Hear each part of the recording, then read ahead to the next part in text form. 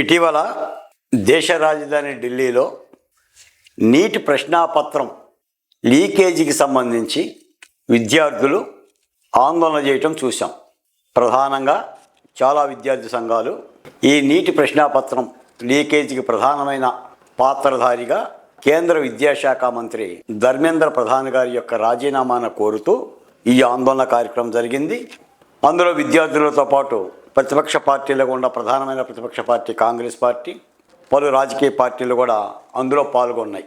ఆ నేపథ్యంలో ప్రధాని నరేంద్ర మోడీ గారు ఈ యొక్క ఆందోళన మరింత చేజారకుండా దేశ భద్రతకి సమగ్రతకి విఘాతం కలగకుండా విద్యార్థుల కోరికను స్వీకరించాలని పరిష్కరించాలనే ఉద్దేశంతో ధర్మేంద్ర ప్రధాన్ గారి రాజీనామానే కోరటంతో మంత్రి గారు రాజీనామా చేసిన విషయం కూడా మనందరికీ తెలుసు.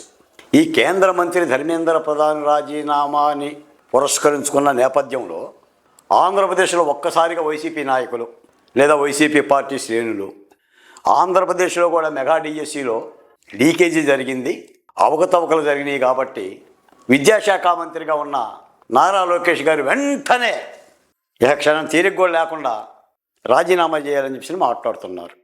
ఈ రోజున జగన్మోహన్ రెడ్డి గారిని కూడా నేను అడుగుతున్నాను. ఆయన మీడియాలో కూడా పుంఖాలుగా ఒక పేజీల కేటాయించి మాత్రం నారా లోకేష్ గారు మీరు రాజీనామా చేయరా అని పెద్ద పెద్ద క్వశ్చన్ మార్కులు పెట్టేసి కూడా ఉపోద్ఘాతాలు రాస్తున్నారు.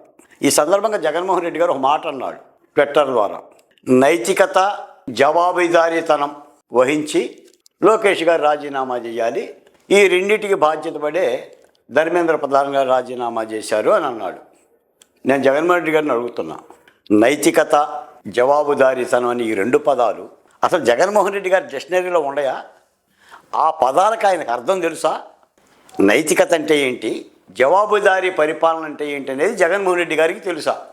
ఒకవేళ తెలిస్తే గత 5 ఏళ్ళు నేటి 2 ఏళ్ళు డ్రైవర్ సుబ్రహ్మణ్యాన్ని హత్య చేసిన ఎమ్మెల్సీ అనంతబాబు ఎమ్మెల్సీ పదవిని తీయమని రాష్ట్ర వ్యాప్తంగా దళిత లోకం అరుస్తున్నా, ఆందోళన చేస్తున్నా, మాట్లాడుతున్నా ఎక్కడ జగన్మోహన్ రెడ్డి గారు జవాబుదారం ప్రకటించాల. 7 ఏళ్ళుగా అంటే హత్య కేసులో నిందితుడయ్యి ఒక దళితుడిని హత్య చేసి డోర్ డెలివరీ చేసిన కేసులో 2 సార్లు జైలుకి వెళ్ళిన అనంతబాబును రక్షిస్తున్నావే, ఇదేనా జవాబుదారీతనం అంటే? దీని జవాబుదారీతనం మీకు తెలుసా?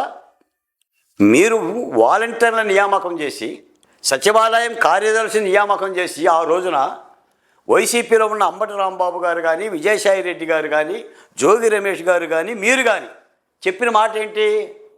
90% వైసీపీ కార్యకర్తలకే మేమే ఉద్యోగాలు ఇచ్చుకున్నాం, మా కార్యకర్తలకే న్యాయం చేసి బాహాటంగా బహిరంగ సభలో చెప్పారు.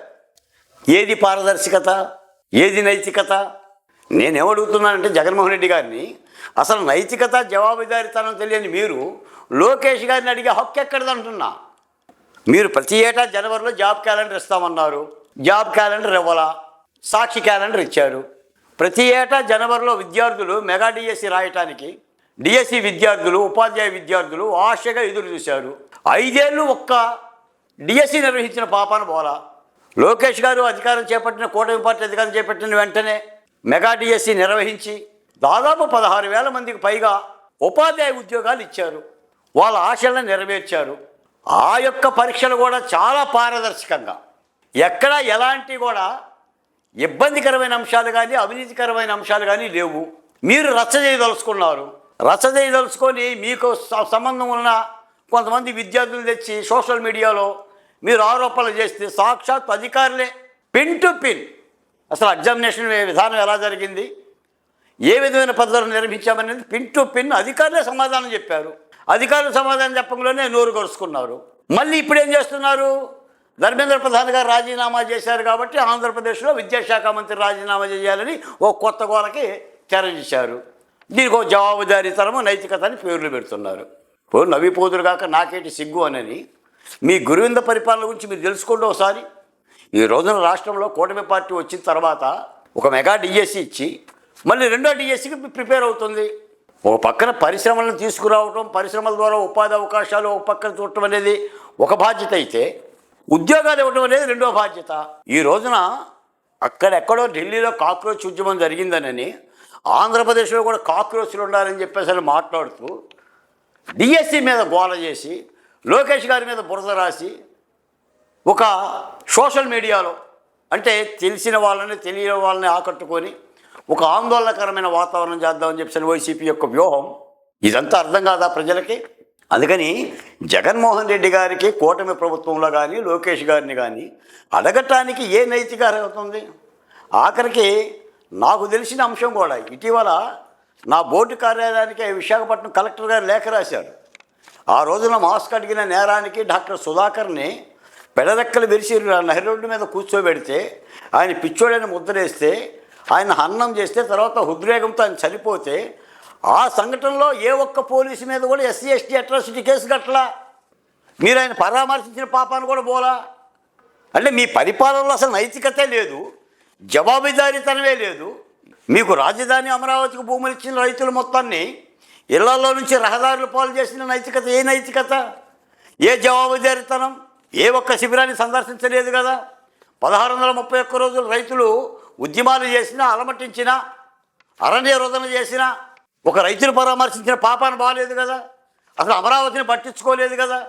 మళ్ళీ అమరావతి గురించి మాట్లాడుతున్నారు కదా. అంటే ఇలాంటి మీకు సంబంధం లేని ఈ నైతికత జవాబుదారీ తనం అనే ఈ పదాలని మీరు పెట్టుకొని మీరేదో పెద్ద శుద్ధపూసల్లాగా మీరేదో హరిశ్చంద్రుడికి బావమరుదుల్లాగా మాట్లాడితే నవ్విపోరా రాష్ట్రం. కాబట్టి డిఎస్సి చాలా పారదర్శకంగా నిర్వహించారు, ఉద్యోగాలు ఇచ్చారు. ఉద్యోగాలు స్వీకరించిన ప్రతి ఉపాధ్యాయుడు ఆల్రెడీ ఉద్యోగం చేస్తున్నాడు. ఆ ప్రక్రియ కూడా పూర్తయిపోయింది.